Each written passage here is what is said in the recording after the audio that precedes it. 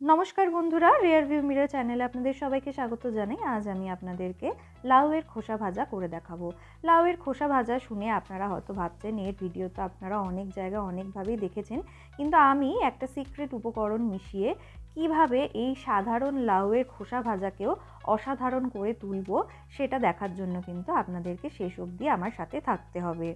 আমি গ্যারেন্টি দিয়ে বলতে পারি যে আমার প্রসেসে যদি আপনারা বাড়িতে এই লাউয়ের খোসা ভাজা করেন তাহলে কিন্তু আপনাদেরকে সেদিন 1 কৌটো চাল বেশি নিতে হবেই, তার গ্যারেন্টি আমি দিচ্ছি। তাহলে আর কথা না বাড়িয়ে চলুন চটপট রেসিপিটা শুরু করা যাক।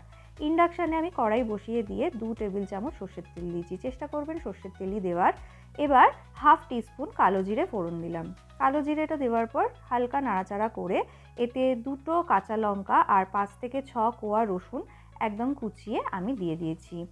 রসুন আর কাঁচা লঙ্কাটা বেশি লাল করে ভাজবেন না, হালকা নাড়াচাড়া করে নেওয়ার পরেই একটা মাঝারি সাইজের পেঁয়াজ আমি কুচিয়ে দিয়ে দিলাম। পেঁয়াজটা বেশ ভালোভাবে রসুন আর কাঁচা লঙ্কার সাথে নাড়াচাড়া করে নেব। রসুন আর কাঁচা লঙ্কার সাথে পেঁয়াজটা বেশ যখন বাদামি রঙের হয়ে যাবে ভাজতে ভাজতে, তখন ঝিরিঝিরি করে কেটে রাখা আর কেটে ভালোভাবে জলে ধুয়ে নিয়েছিলাম আমি লাউয়ের খোসাগুলো, সেই লাউয়ের খোসাটা আমি আস্তে আস্তে দিয়ে দেব। লাউয়ের খোসাটা দেওয়ার পর খুব ভালোভাবে কিন্তু ওপর নিচ করে নাড়তে হবে। চেষ্টা করবেন সবসময় এই রান্নাটা করার সময় সর্ষের তেলের ব্যবহার করা। যদি একান্তই সর্ষের তেল না ব্যবহার করতে চান তাহলে আপনারা অন্য কোনো তেল ব্যবহার করতে পারেন। লাউয়ের খোসাটা ভালোভাবে নাড়াচাড়া করে এবার আমি 3 মিনিটের জন্য ঢাকা দিয়ে রেখে দিয়েছি। 3 মিনিট পর ঢাকা সরিয়ে নিয়েছি। দেখুন আস্তে আস্তে কিন্তু লাউয়ের খোসা থেকে জল বেরোনো শুরু হয়ে গেছে। এইবারে মিডিয়াম টু হাই ফ্লেমে রেখে ক্রমাগত আবারও নাড়তে থাকবেন। বেশ কিছুক্ষণ ধরে নাড়াচাড়া করতে করতে দেখবেন লাউয়ের খোসার যে জলটা বেরিয়েছিল সেটা কিন্তু আস্তে আস্তে শুকিয়ে যাচ্ছে। এই সময় একটু ফ্লেমটা মিডিয়াম করে দেবেন, করে দেখুন আমি এখানে 1 টিস্পুন লবণ ব্যবহার করলাম। লবণটা দেওয়ার পরে বেশ ভালোভাবে সমগ্র যে লাউয়ের খোসাটা আছে তার সাথে মিশিয়ে নিলাম। লবণ মিশিয়ে নেওয়ার পর 1/2 টিস্পুন হলুদ গুঁড়ো দিলাম। হলুদ গুঁড়োটা দেওয়ার পরেও আবারও বেশ ভালোভাবে সমস্ত লাউয়ের খোসার সাথে ওপর নিচ করে মিশিয়ে নেব। ফ্লেমটা কিন্তু একদম মিডিয়াম রাখবেন, না হলে কিন্তু কড়াইতে তলায় জ্বলে যেতে পারে। এবার 2 মিনিটের জন্য ঢাকা দিয়ে রেখে দেব। 2 মিনিট পর ঢাকা তুলে নিয়েছি। লাউয়ের খোসাটা কিন্তু বেশ ভাজা ভাজা হয়ে গেছে, আর যে ময়েশ্চারটা বেরিয়েছিল আর যে জলটা বেরিয়েছিল সেটা কিন্তু একদম ড্রাই হয়ে গেছে বা শুকিয়ে গেছে। এইবার বেশ কিছুটা মটর ডালের ছোট সাইজের যে বড়ি আছে সেটা আমি ভেজে রেখে দিয়েছিলাম, সেটা আমি মিশিয়ে দিলাম। বড়িটা চেষ্টা করবেন দেওয়ার, বড়ি দিলে কিন্তু খেতে খুব ভালো লাগে। আমি এখানে ছোট বড়ি ব্যবহার করছি, আপনারা চাইলে বড় বড়িও দিতে পারেন, তবে এই সমস্ত রান্নায় ছোট সাইজের যে বড়ি সেগুলো দিলে বেশি ভালো লাগে খেতে।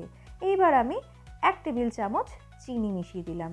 চিনিটা অবশ্যই দেবেন, চিনিটা দিলে কিন্তু এই যে এটা কি নিরামিষ রান্না, যেহেতু নিরামিষ রান্না তাই চিনিটা দিলে স্বাদ আরও দ্বিগুণ হয়ে যায়। তাই চেষ্টা করবেন চিনিটা দেওয়ার, চিনিটা স্কিপ করবেন না। চিনিটা মিশিয়ে নেওয়ার পর যাতে বড়িটা সেদ্ধ হয়ে যায় তাই জন্য ঢাকা দিয়ে 5 মিনিট রেখে দিয়েছিলাম লো ফ্লেমে।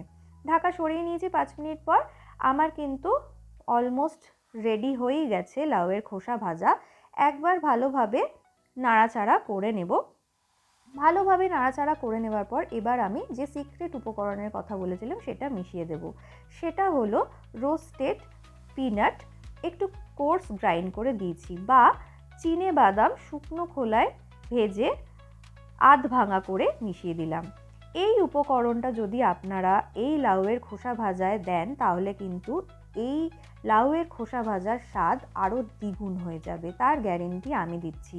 একবার অন্তত এই প্রসেসে বাড়িতে বানিয়ে দেখবেন, খেতে অপূর্ব লাগে, অসাধারণ লাগে। ভালোভাবে বাদামটা দেওয়ার পর আমি মিশিয়ে নিয়ে ইন্ডাকশানটা বন্ধ করে দিয়েছি। বন্ধ করে ঢাকা দিয়ে 5 মিনিট রেখে দিয়েছিলাম। ঢাকা দিয়ে 5 মিনিট রেখে দেওয়ার পর ঢাকা খুলে আমি এবার সার্ভ করে নিচ্ছি। তৈরি হয়ে গেছে আমার আজকে লাউয়ের খোসা ভাজা। খুব ভালো লাগে বন্ধুরা খেতে। আপনারা যতক্ষণ না নিজেরা বাড়িতে এই সেম প্রসেসে করে দেখছেন ততক্ষণ কিন্তু আপনারা বুঝতে পারবেন না যে এই সাধারণ রান্নাও কত অসাধারণ খেতে লাগতে পারে। যে কোনো নিরামিষ দিনে আপনারা এই রান্নাটা সহজেই বাড়িতে বানিয়ে নিতে পারেন। আমি ওপর থেকে আরেকটু ভাজা বাদাম দিয়েছি, শুকনো খোলায় ভাজা আধ ভাঙা করে যে চিনেবাদাম রেখেছিলাম সেটা দিয়েছি। আমার ভিডিওগুলো ভালো লাগলে অবশ্যই চ্যানেলটা সাবস্ক্রাইব করতে ভুলবেন না। সবাই খুব ভালো থাকবেন, সুস্থ থাকবেন। ধন্যবাদ।